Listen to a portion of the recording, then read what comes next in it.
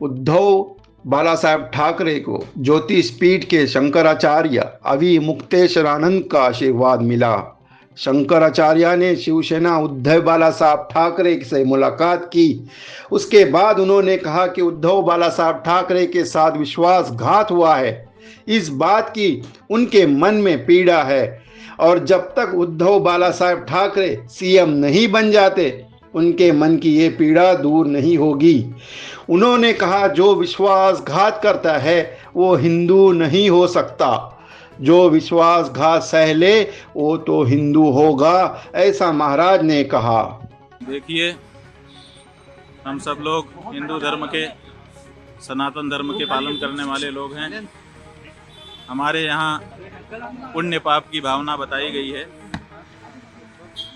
सबसे बड़े पाप गौ घात आदि बताए गए हैं, लेकिन उससे भी बड़ा घात विश्वासघात बताया गया है। आपके जो उद्धव ठाकरे जी हैं, इनके साथ विश्वासघात हुआ है और इसी बात की पीड़ा बहुत सारे लोगों के मन में है।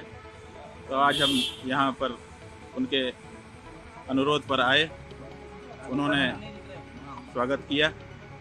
हमने उनसे ये कहा है कि हम सबके मन में इस बात की पीड़ा है कि आपके साथ विश्वासघात हुआ। जब तक पुनः महाराष्ट्र के मुख्यमंत्री की कुर्सी पर आप विराजमान नहीं हो जाते, तब तक हम लोगों के मन का ये जो दर्द है, पीड़ा है, ये दूर नहीं हो सकती है।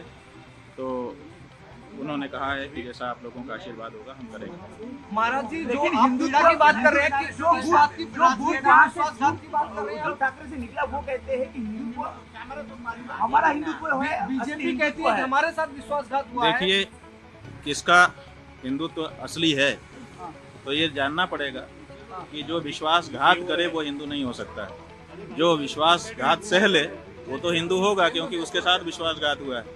तो जिन लोगों ने विश्वासघात किया वो कैसे हिंदू हो सकते हैं? बीजेपी का कहना है कि पहले उद्धव ठाकरे ने बाकी लोगों के साथ मिलकर उनके साथ विश्वासघात किया और यही वजह है कि बाद में उत्तराधिकारी आपको बोलते हैं हम हैं, उनके विचारों के उत्तराधिकारी है, उद्धव जी बोलते हैं हम हैं विचारों के।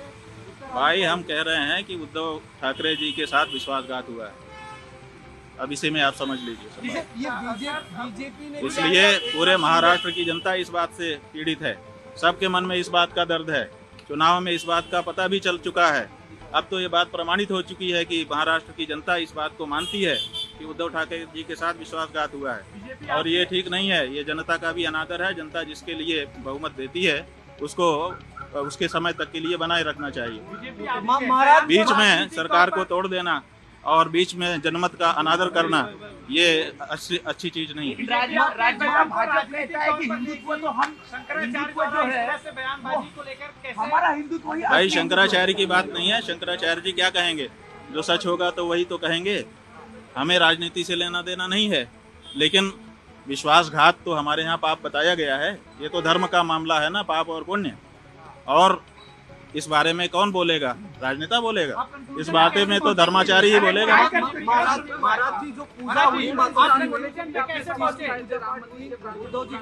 ये हमारे यहाँ परंपरा है कि जब गुरुजन पधारते हैं तो उनकी पादुकाओं की पूजा की जाती है और उसी का विधि विधान के साथ पालन उद्धव ठाकरे जी ने सपरिवार किया।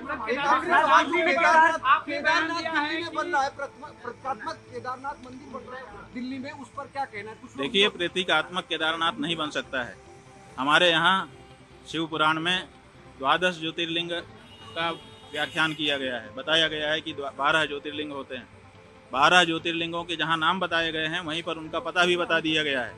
और ये कहा गया है, जैसे सौराष्ट्र सोमनाथम, पहले कहा सौराष्ट्र माने पता, उसके बाद कहा सोमनाथ। उसी तरह से केदारम हिमवत पृष्ठे, जो केदार है वो हिमालय के पृष्ठभाग में है, माने हिमालय में केदार है। तो आप दिल्ली में कहाँ से ला के रख दोगे केदार को? जब पता साफ साफ बताया गया है कि ये यहाँ लोकेटेड है, तो आप उसका लोकेशन क्यों बदलना चाहते हैं? क्यों जनता को भ्रम में डालना चाहते हैं? आप भगवान के 1000 नाम है, किसी नाम से स्थापना करके पूजा करिए, लेकिन केदारनाथ धाम दिल्ली में बनेगा, ये अनधिकार चेष्टा है और ये नहीं होना चाहिए। क्या इसके पीछे राजनीतिक वजहें हैं? भाई, बहुत सारी राजनीतिक वजहें हैं। हमारे सभी जो हमारे